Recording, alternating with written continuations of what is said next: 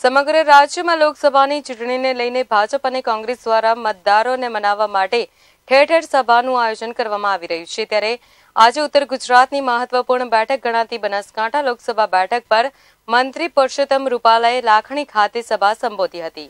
અને 14 વર્ષ જેનો દીકરો ગુજરાત જેવા રાજ્યનો મુખ્યમંત્રી હોય એની સામે તમે એલિગેશન કરો છો અને એમ કરીને તમારી દેશની જનતા પાસે મત લેવા છે।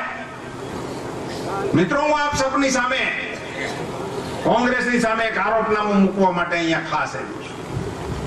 એને હમણાં ચૂંટણી ઢંઢેરો બહાર પાડ્યો, આપણે ચૂંટણી ઢંઢેરા બહાર પાડ્યા, આપણે એમાં બધું લખ્યું કે આવું આવું કરશું।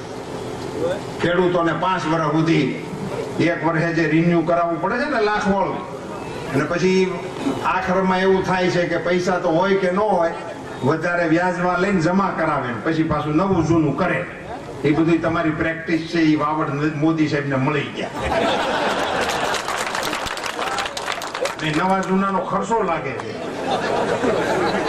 છે ને, ઈ બંધ। હવે 5 વર્ષ સુધી આવું કઈ નવું જૂનું નહીં કરો તોય મળશે। આવી બધી વ્યવસ્થાઓ અમે એજન્ડામાં રાખી છે, પણ અમારી પાસે માગણીઓ આવતી હતી। તમારા આગેવાનો અમને કહેતા હતા કે આ જરા કઠે છે, હમું કરો, આપણે નાખ્યું એજન્ડામાં। એને એજન્ડામાં શું નાખ્યું ખબર છે? અમે ઇન્ડિયન પિનલ કોડની રાજદ્રોહની કલમ છે કાઢી નાખ્યું।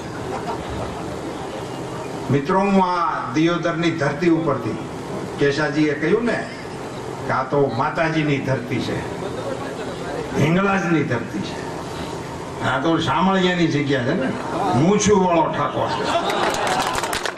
ક્યાંય દેશમાં કૃષ્ણ ભગવાન છે તો ક્લીન શેવ વાળો માણસ, એકદમ એ તો ટીપટોપ રહેવા વાળો માણસ, એક જ ભગવાન એવો છે। એને આમ સહેજે પેલું ન ફાવે એવો, એને બદલે તમારો ઠાકોર છે એ મૂછું વાળો છે। એનું કારણ શું ખબર છે? બોર્ડરનો જિલ્લો છે એટલે અહીં તો ઠાકરે। બનાસકાંઠાના લાખણી ખાતે યોજાયેલ સભામાં મંત્રી પુરુષોત્તમ રૂપાલાએ બનાસવાસીઓને 23 તારીખે કોઈપણ કંટાક્ષ રાખ્યા વગર અને કોઈપણ દબાણ વગર કમલના નિશાન ઉપર પોતાનો અમૂલ્ય મત આપી ફરી ગુજરાતના નરેન્દ્ર મોદીને દેશની ગાદી ઉપર બેસાડવા માટે હાકલ કરી હતી। બનાસકાંઠાના કોંગ્રેસના અગ્રણી કહેવા અને ક્ષત્રિય જાગીરદાર સમાજના પ્રમુખ બાદરસિંહ વાઘેલા પોતાના ટેકેદારો સાથે ખૂબ જ મોટી સંખ્યામાં કોંગ્રેસ સાથે છેડો ફાડીને ભાજપમાં જોડાયા। તેમજ અનેક મુસ્લિમ અગ્રણીઓ પણ રૂપાલાની હાજરીમાં ભાજપના ખેસ પહેરીને ભાજપમાં જોડાયા। લાખણી મુકામે ભારતીય જનતા પાર્ટીના લોકસભાના ઉમેદવાર પરબતભાઈ પટેલના સમર્થનમાં મળેલી સભામાં અમારા ઉત્તર ગુજરાતના આગેવાન શંકરભાઈ ચૌધરી, અહીંના અમારા જિલ્લાના નેતા કેશાજીભાઈ અને અન્ય સૌ આગેવાનોની ઉપસ્થિતિમાં વિશાળ સંખ્યામાં સભા મળી।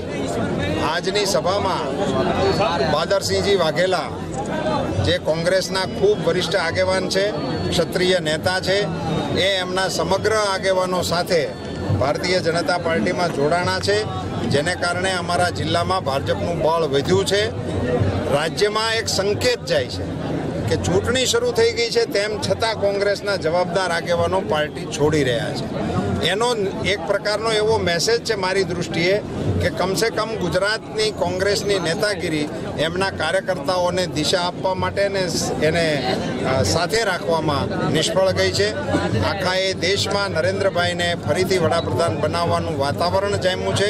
ગુજરાતની જનતાએ 26માંથી 26 બેઠકો નરેન્દ્રભાઈના સમર્થનમાં જીતાડવા માટેનું મન બનાવી લીધું હોય એ પ્રકારનું વાતાવરણ છે। આજે અનેક મુસ્લિમ ભાઈઓ પણ બીજેપીમાં જોડાયા છે, બહુ મોટી સંખ્યામાં મુસ્લિમ આગેવાનો, ભાઈ બાદરસિંહજીની સાથે ક્ષત્રિય સમાજના રાજ્ય કક્ષાના હોદ્દેદારો, એ બધા જ આજે ભારતીય જનતા પાર્ટીમાં જોડાણા છે। એ ભારતીય જનતા પાર્ટી માટે ખૂબ આનંદ છે। દિનેશ કાપડી સાથે રાજ ગજ્જર, લાઈવ ગુજરાત ન્યૂઝ, બનાસકાંઠા।